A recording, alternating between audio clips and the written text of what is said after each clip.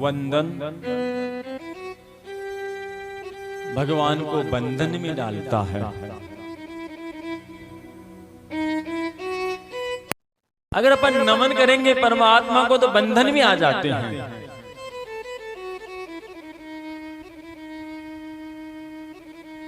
अब नमन करने के अनेक तरीके हैं।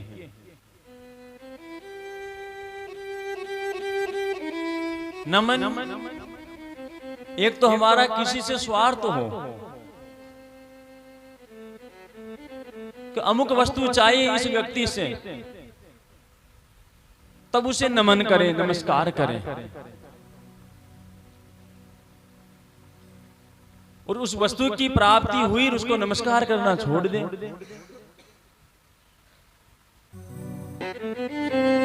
वो होता स्वार्थवश नमन।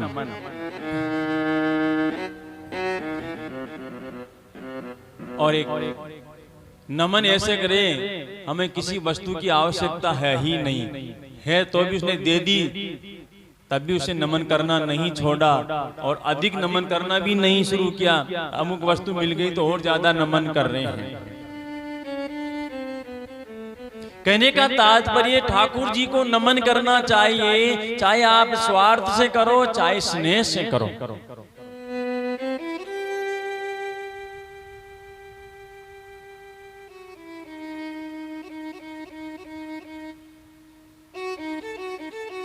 अपने सकल स्वार्थों की पूर्ति श्री ठाकुर जी से होती है। जितने भी स्वार्थ हैं, जितने भी अपनी स्वार्थ यानी कामना, इच्छा, आसक्ति,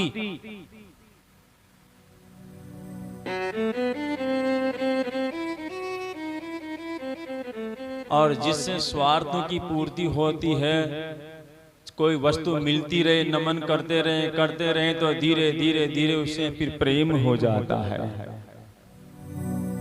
बोले श्री द्वारिकाधीश की जय। नमन नमन में फेर है, बहुत नमे नादान, दगाबाज दूनान में, चिता चोर कमान।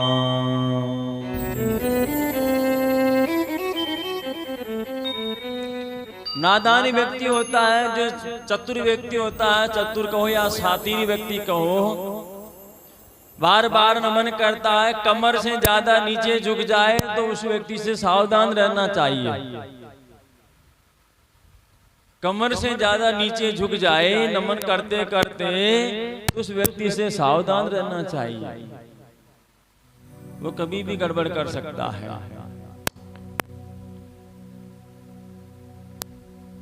दगाबाज दूनान में, दगाबाज व्यक्ति होता, बार बार नमन करता, वंदन करता, अवसर प्राप्त हुआ फिर निपटा देता है। चोर देखते हैं चोरी करता, पकड़ में आ जाता तो कितने हाथ जोड़ता है, अब की बार छोड़ दो, आगे से कभी नहीं आऊंगा, उसको छोड़ दो, फिर आ जाएगा। और कमान देखो कितनी नमन करती है, कमान तीर कमान होती है ना, कितनी झुकी हुई रहती है कमान, उस पे तीर चलाओ कितना घाव करती है। तो जिन परमात्मा को हम नमन कर रहे हैं उसको जानना चाहिए कि परमात्मा कैसे हैं, उनका स्वभाव कैसा है, वो कैसे हैं।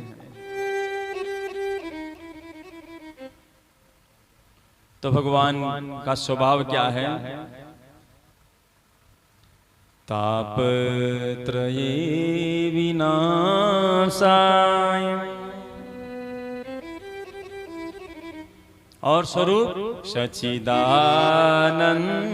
स्वरूपाय। बड़ा साफ लिखा है, ध्यान लगा के सुने तो अर्थ अपने आप समझ में आ जाएगा। उस परमात्मा को तीन प्रकार से जानो, स्वरूप से, स्वभाव से और सामर्थ्य से। उसका स्वरूप कैसा है, उसका स्वभाव कैसा है और उसका सामर्थ्य कैसा है परमात्मा का।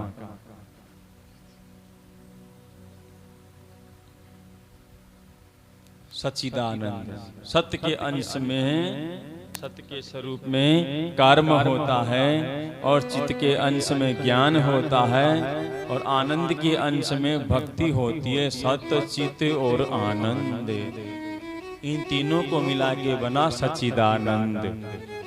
सत्य, चित्त और आनंद, इन तीनों को मिलाए तो व्याकरण की दृष्टि से बनता है सच्चिदानंद।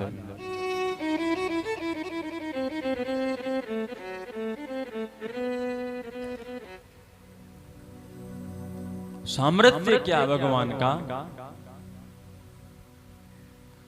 विश्वोत्पत्त्यादि हेतवे, जो संसार की उत्पत्ति करता है, पालन करता है और संहार कर देता है। तीन काम करते हैं परमात्मा।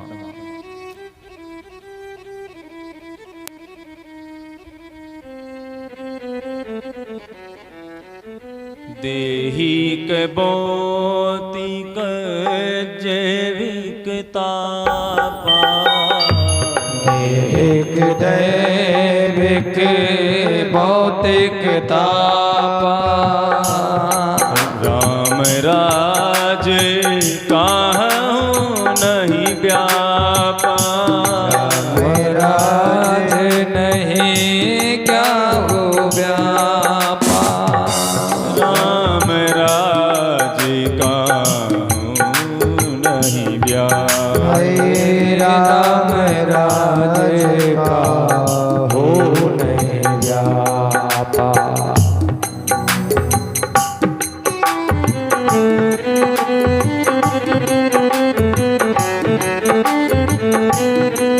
राम जी के राज में तीनों तरह के ताप नहीं होते थे।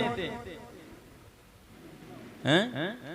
राम जी के राज में आदि देविक, आदि भौतिक, आध्यात्मिक तीन ताप होते हैं। ये तीन तरह के ताप नहीं होते थे क्योंकि जीव शुद्ध थे, वैमनस्यता नहीं थी, आपस में प्रेम था, एक दूसरे को चाहते थे, मदद करते थे।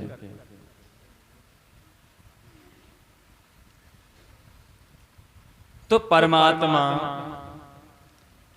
स्थिति, लय और प्रलय तीनों चीज करते हैं परमात्मा।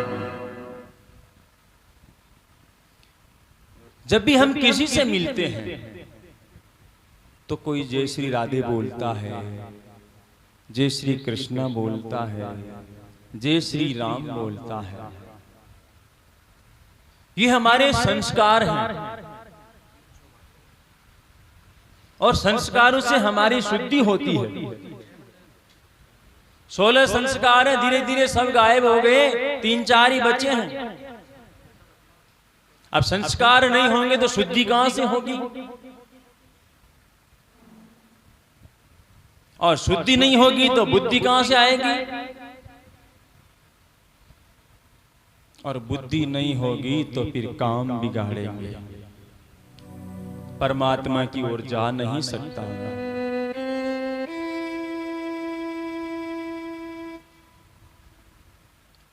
तो परमात्मा का हमको नमक हलाल बनना है। एक होता नमक हराम, एक होता नमक हलाल। नमक हराम तो यह है कि हमको परमात्मा ने अच्छा सुंदर सा शरीर दिया, सब कुछ दिया, फिर भी परमात्मा की ओर गति नहीं करते तो वो नमक हराम है।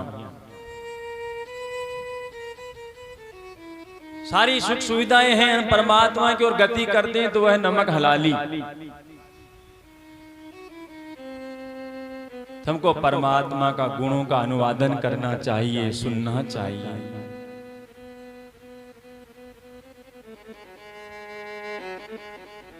इतने अच्छे अच्छे सदग्रंथ बनाए हैं पर ठाकुर जी महाराज ने अपने ऋषि मुनियों के द्वारा। हमारे सामने तो थाली परोसी हुई है, हमको तो सिर्फ पाना है उसको। सारा बना बनाया पड़ा अपने सामने,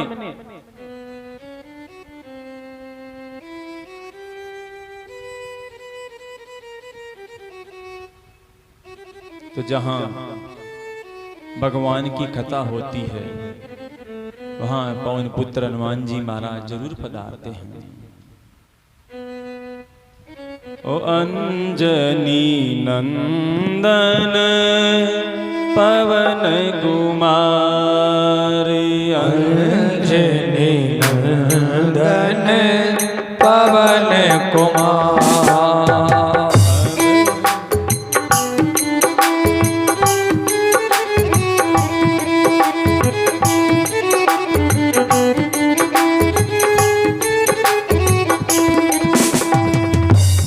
अंजनी नंदन पवन कुमार, अंजनी नंदन पवन कुमार।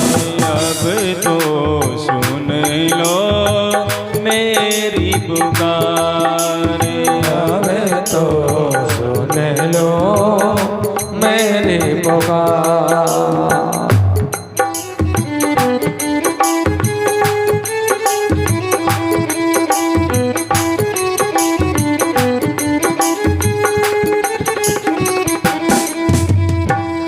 मंगल मूर्ति मारुति नंदन, ओ मंगल मूर्ति मारुति नंदन, सकल अमंगल मूल निकंदन, सकल अमंगल मूल निकंदन। भक्ति जनों के तुम रखवार, भक्त जनों के तुम रखवार। पवन सुत विनती बारंबार, पवन सुत विनती बारंबार।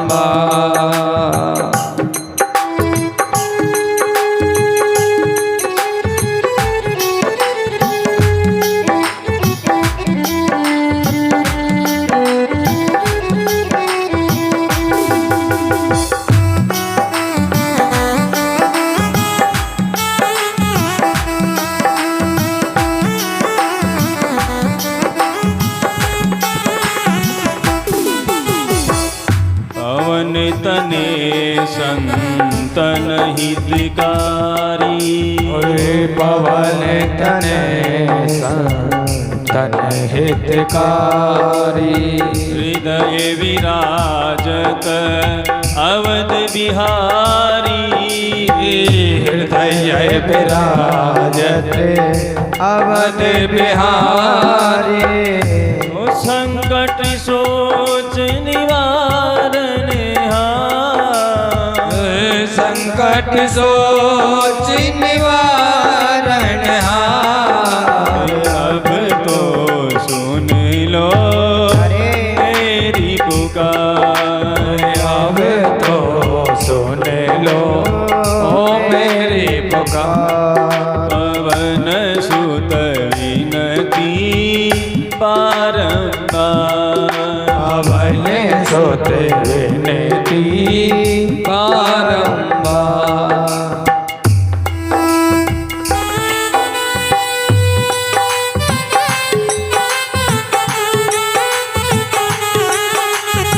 बालाजी महाराज की जय हो।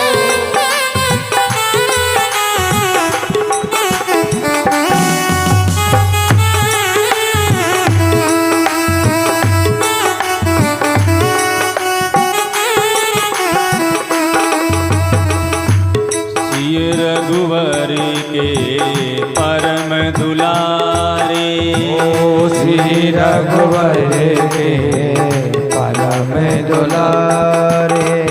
तुलसी के तुम प्राण प्यारे, तुलसी के तुम प्राण प्यारे। ओ कहाँ छिपे हो प्राण आधार, कहाँ छिपे हो प्राण आधार। अब तो सुन लो मेरी पुकार, ओ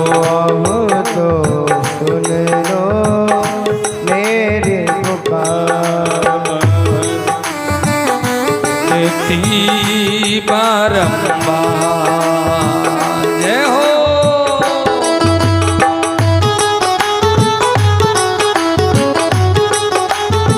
बालाजी महाराज की जय हो।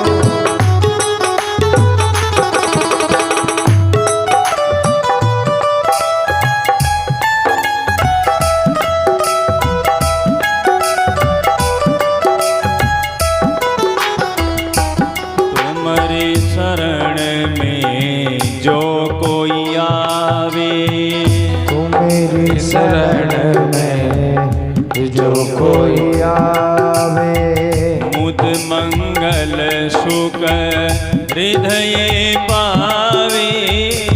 मुद मंगल सुध हृदय पावे। बना बुलावत बारंबार, ओ बना बुलावत बारंबार, सुत विनती बारंबार। पवन सुत विनती बारंबार, पवन सुत विनती बारंबार, पवन सुत विनती बारंबार। पवन सुत विनती बारंबार, पवन सुत विनती बारंबार।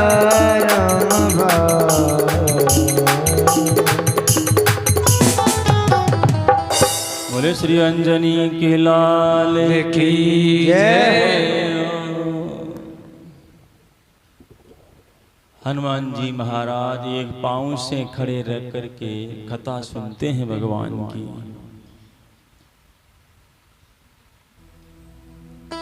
जहां भी कथा होती है वहां एक पांव पे खड़े रह करके कथा सुनते हैं।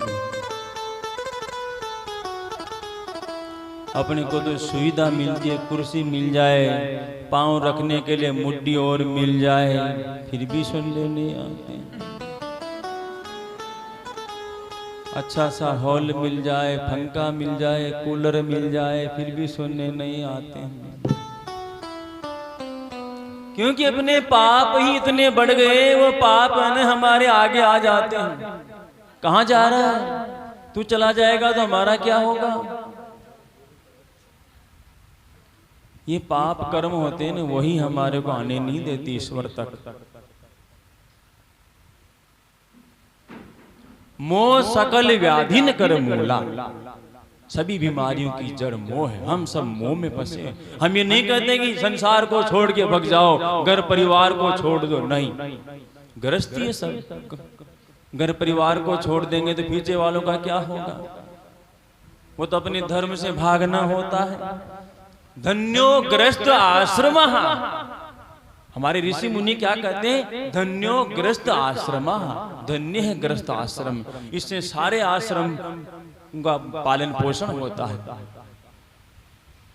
ब्रह्मचर्य आश्रम, गृहस्थ आश्रम, वानप्रस्थ आश्रम, संन्यास आश्रम, 4 आश्रम है। गृहस्थ आश्रम से ही बाकी के 3 आश्रमों का जीवन निर्वाह होता है। गृहस्थ में रहते हुए परमात्मा का भजन करे, वही सबसे बड़ा भक्त होता है। अपने गृहस्थ आश्रम को भी निभाए और परमात्मा का भजन भी करे।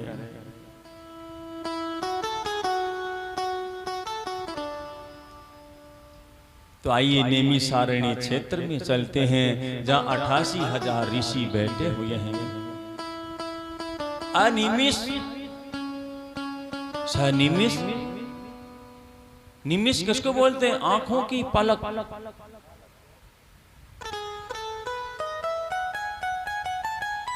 अरण्य और एक निमिष नाम होता भगवान विष्णु का। एक ही शब्द के कई अर्थ निकलते हैं। नियमिष यानी अनिमिष अरण्य, जहां भगवान विष्णु नित्य विहार करते हो, नित्य जिनका वहां निवास है, उसे कहते हैं नैमिषारण्य। व्याकरण की दृष्टि से खोल के देखें तो नैमिषारण्य यानी नैमिष अरण्य।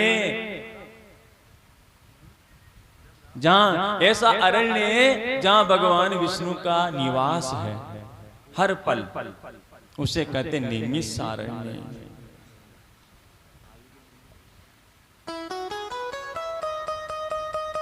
हम सब तीर्थ यात्रा करने जाते हैं कि तीर्थ में जाकर के फिर तीर्थ जैसा होकर के ही आना चाहिए।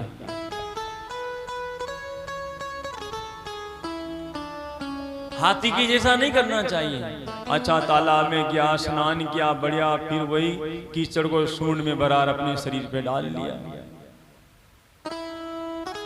हमारी यही आदत है, बढ़िया बढ़िया तीर्थों में जाएंगे, गंगा गोमती गोदावरी सब जाके स्नान किया, गंगा सागर स्नान किया, चारों धाम किए, फिर वापस आकर के वही बोले क्या छोड़ के आए? बोले चावल खाना छोड़ के आया हूं। चावल ने क्या बिगाड़ा भाई? कोई बैंगन छोड़ के आता है, कोई मूली छोड़ के आता है। जिसको छोड़ना चाहिए उसको तो साथ लेके आता, जिसको नहीं छोड़ना उसको छोड़ के आ जाता है।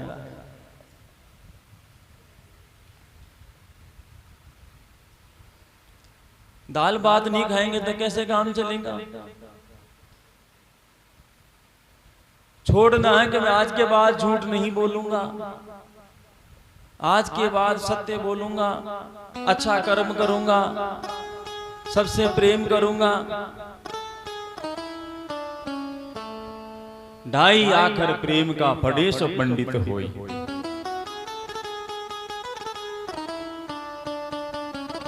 तीर्थ में जाकर के तीर्थ जैसा ही बनकर के आओ आप, तो सार्थक है आपका तीर्थ यात्रा करना, अन्यथा नहीं है। आप 2 महीने घूम करके आ गए, हवा पानी बदल लिया आपने 2 महीने के लिए।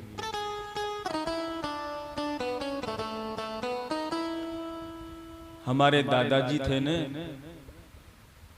उनको हमने बहुत कहा आप 4 धाम यात्रा करके आ जाओ। बस जा रही इसमें चल जाओ, रेल में टिकट करा दे उसमें चले जाओ, अलग से कार कर दी उसमें चले जाओ। बोले बेटा नहीं जाऊंगा, मना कर देते थे। क्यों? कि यही देवता वहां है, यही तालाब वहां है, मैं वहां जाऊंगा फिर यहाँ आकर के वैसा का वैसा ही रहूंगा, तो फिर मेरा मतलब क्या हुआ तीर्थ यात्रा करने का? वो भगवान को प्यारे हो गए लेकिन कभी तीर्थ यात्रा करने गए ही नहीं। खूब कहा हमने, कब मैं नहीं जाऊंगा, वहां जाऊंगा फिर आकर के वैसा का वैसा ही रहूंगा। बेटा रहना तो यही है। तीर्थ में जाए, तीर्थ जैसे ही पवित्र होकर के आ जाए। जब गंगा मैया पृथ्वी पर आई तो गंगा मैया बोली प्रभु ये पृथ्वी के सारे जो पापी हैं आकर के मेरे में स्नान करेंगे, सारा पाप यहीं छोड़ जाएंगे, मैं तो मैली हो जाऊंगी, मेरा क्या होगा प्रभु? एक फिल्म में गाना सुना था, राम तेरी गंगा मैली हो गई पापियों के पाप धोते धोते। तब ठाकुर जी ने कहा नहीं रे तुम मैली नहीं हो सकती। बोले क्यों? क्योंकि जब ये कुंभ होगा और ऋषि मुनि आएंगे, सब स्नान बनाएंगे, तो सारे जितने भी पाप सबको वो ले जाएंगे। सब सुविधा बना रखी है परमात्मा ने आगे से आगे। अगर हम अपने आप को होशियार नहीं समझे तो ठाकुर जी हमारे लिए हमेशा तैयार बैठे हैं। और जिस वक्त हम अपने आप को होशियार समझने लग जाते हैं ठाकुर जी से भी ज्यादा, उसी से में ठाकुर जी सोचते हैं तू तेरी जाने अब। तो ठाकुर जी के सामने कभी भी किसी की होशियारी नहीं चलती है, होशियार चंद बनने की कोशिश नहीं करनी चाहिए। अरे उसने अपन को बनाया है, उसको तो सारी चीज मालूम, अपनी कैसी बुद्धि डाली है, क्या करेगा, क्या सोच रहा है, अब आगे का कदम क्या होगा, सारा मालूम है उसको तो। और उसी से होशियारी करने की सोचते हैं अपन। तो नैमिषारण्य क्षेत्र के अंदर दीर्घ सत्र चल रहा था, ऋषि मुनि बैठे हुए थे, ज्ञान चर्चा चल रही थी।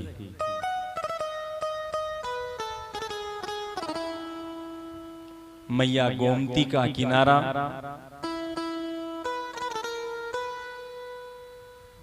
गोमती नदी में स्नान करके सूत जी महाराज अपनी प्रण कुटीर में पधारे, संध्या वंदन किया।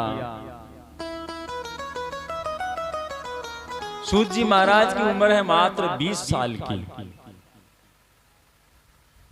संध्या वंदन करके जैसे ही सूत जी महाराज प्रण कुटीर से अपनी कुटिया से बाहर निकलते हैं तो जितने भी ऋषि मुनि थे सब खड़े हो जाते हैं, अभिवादन करते हैं, सत्कार करते हैं, वंदन करते हैं।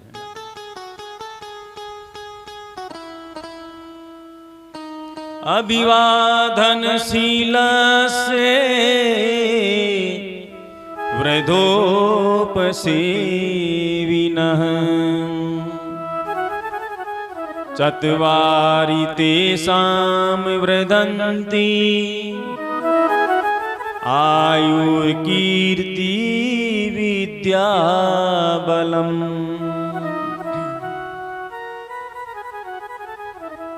अपने से कोई भी बड़ा आ जाए तो उसका आदर करना चाहिए, सत्कार करना चाहिए, नीचे झुक करके प्रणाम करना चाहिए,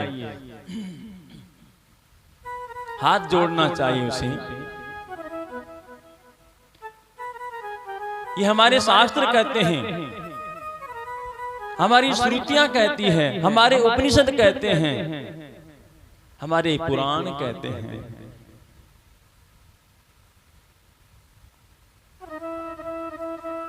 अगर हमारे पुराण जो कहते हैं, हमारे वेद जो कहते हैं, हमारे उपनिषद जो कहते हैं, हमारे शास्त्र जो कहते हैं वो हम करने लग जाएं तो आज भी ठाकुर जी आने को तैयार बैठे हैं। लेकिन हम तो ठीक उल्टा करते हैं।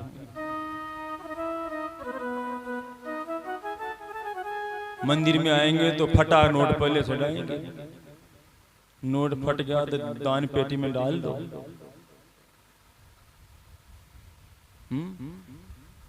कोई फल सड़ गया तो मंदिर में चढ़ा दो।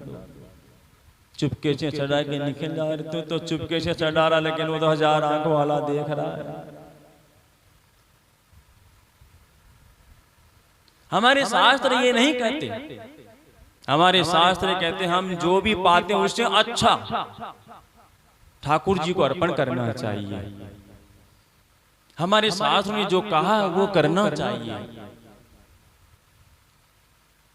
तो श्रीमद् भागवत महापुराण मरना सिखाती है कि कैसे मरना चाहिए। रामचरितमानस जीना सिखाती है कैसे जीना चाहिए।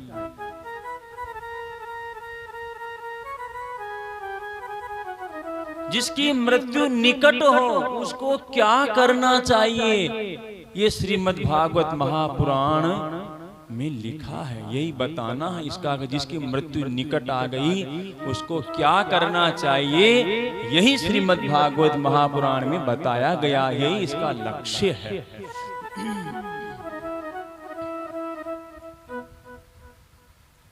जिसकी मृत्यु निकट आ गई उसको क्या करना चाहिए।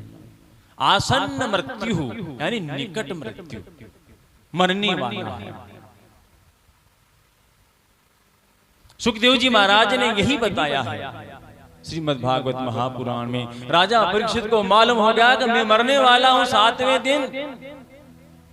उसको तो मालूम था, लेकिन अपने को तो मालूम ही नहीं है कि यहाँ से उठ के जाएंगे कि नहीं जाएंगे, उठ के गए तो वापस आएंगे कि नहीं आएंगे।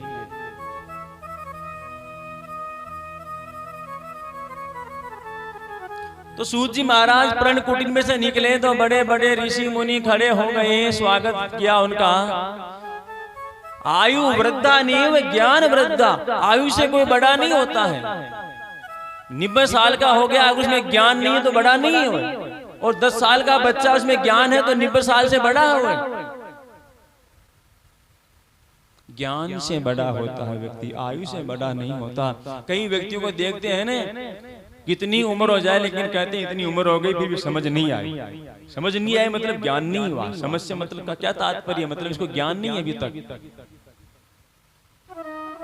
और कई बार कितना छोटा सा बच्चा है, कितना संस्कारी है, कितना अच्छा है, कैसी ज्ञान की बातें करता है, अपने आप ही मुंह से निकल जाता अपने मुंह से।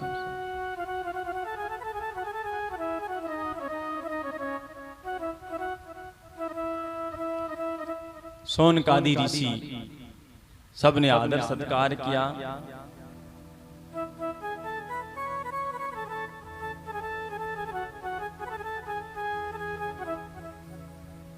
वो कहते प्रभु, भक्त जो होता है भगवान का, वह माया और मोह से कैसे मुक्त हो सकता है? माया से और मोह से कैसे मुक्त हो सकता है, इसका उपाय बताइए। कोई ऐसा उपाय हो जिससे मुक्त हो जाए। हे प्रभु,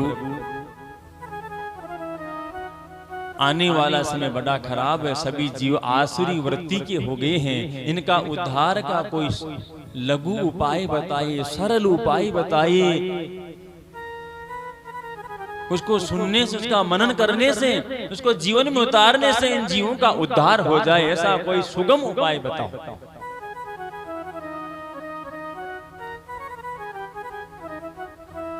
नेमि से सूतम आसीतम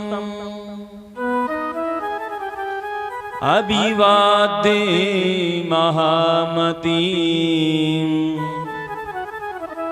कथामृत रसा स्वाद कुशला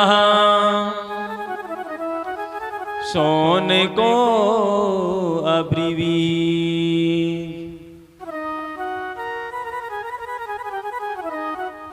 सूत जी महाराज महामती वक्ता है, यानी बुद्धिमान वक्ता,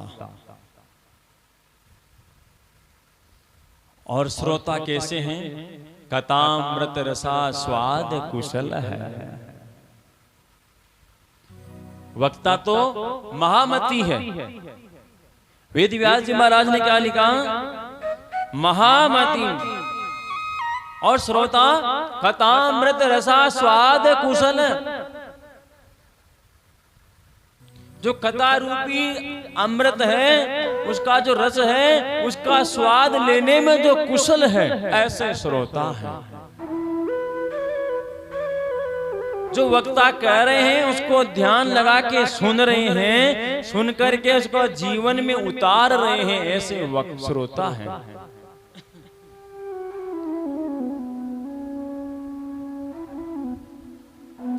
कथा रूपी अमृत का पान करने से तीन बातें होती है। मन की एकाग्रता, हृदय की निर्मलता और अनुकूल मनन।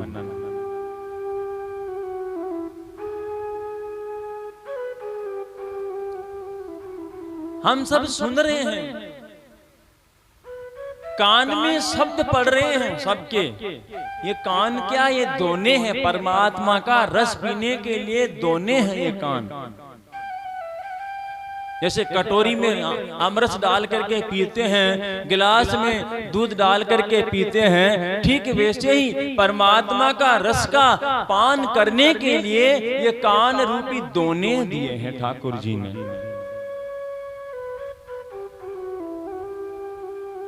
तो इन दोनों का सदुपयोग करना चाहिए। कान में शब्द पढ़ रहे हैं, फिर भी हम सुन नहीं रहे हैं। सुनता कौन है? कान में शब्द पढ़ रहे हैं, फिर भी सुन नहीं रहे हैं, उसको अनसुना कर रहे हैं, तो सुनता कौन है?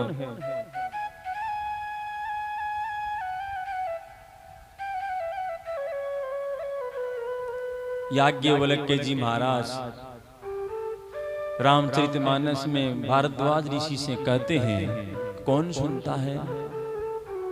तात सुनहु सादर मनुलाई, तात सुनहु सादर मनुलाई।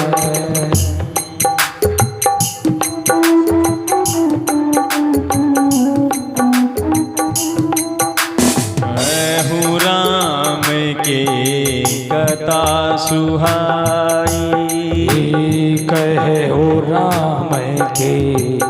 कथा सुनाए।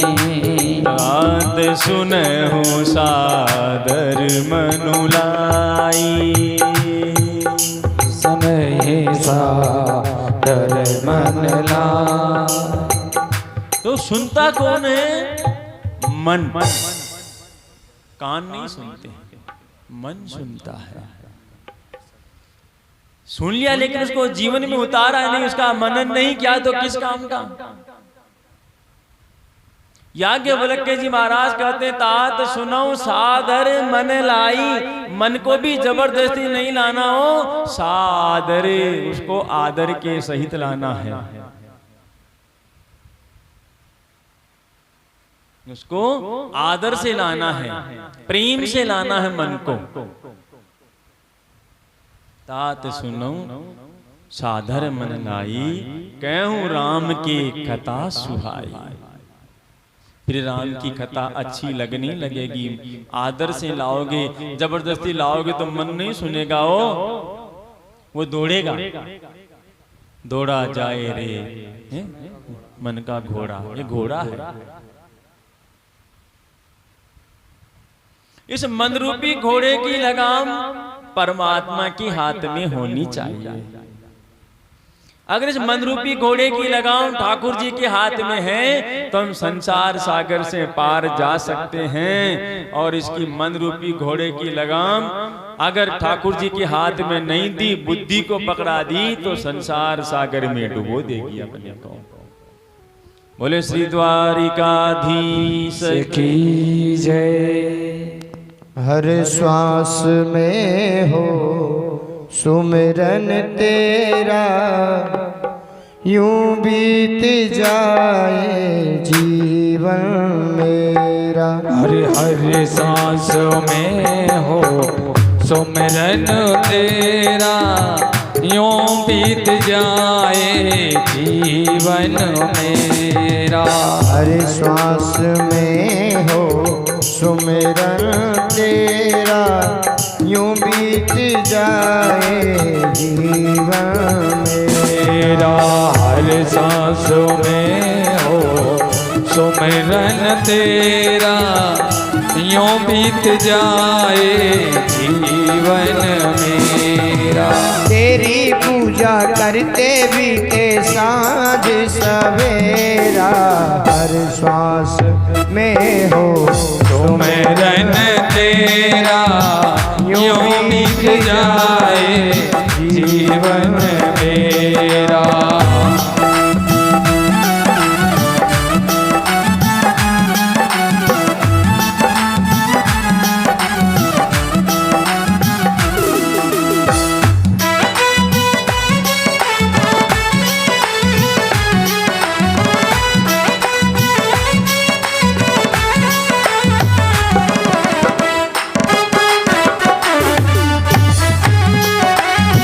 जय हो प्यारे।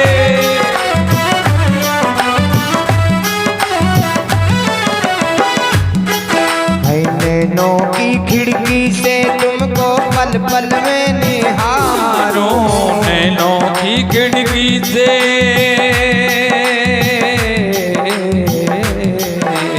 नैनों की खिड़की से तुमको पल पल में निहारूं। दिल में बिठा के तेरी आरती उतारूं। दिल में बिठा के तेरी आरती उतारो। डाले रहूं तेरे चरणों में डेरा, ओ डालो रहूं तेरे चरणों में डेरा। यूं बीत जाए जीवन मेरा, यूं बीत जाए जीवन मेरा। ओ हर श्वास में हो सुमिरन तेरा, हर सांस में हो सुमिरन तेरा। यूं बीत जाए जीवन मेरा, यूं बीत जाए जीवन मेरा। जय हो।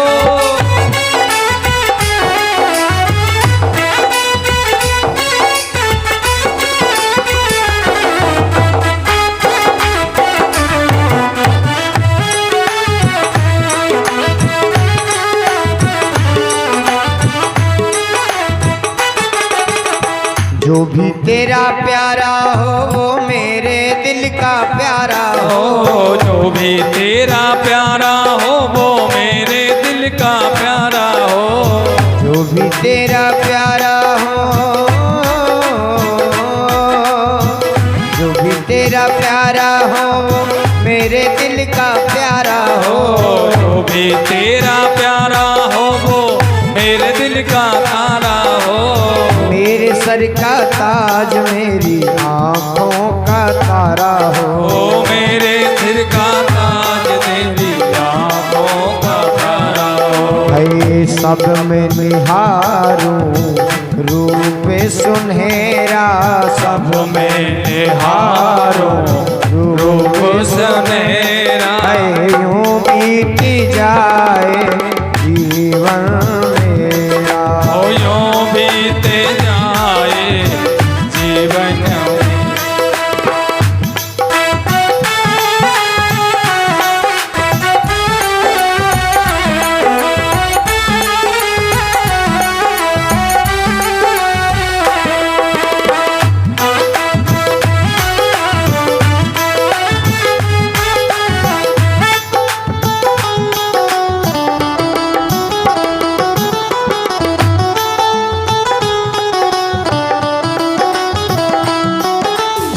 प्यार हो सत्कार हो एतबार हो तुम्हारा। प्यार हो इतवार हो सत्कार हो तुम्हारा। प्यार हो सत्कार हो एतबार हो तुम्हारा। प्यार हो सत्कार हो इतबार हो तुम्हारा। सुख भी हो सारे और याद हो इशारा। सुख भी हो सारे और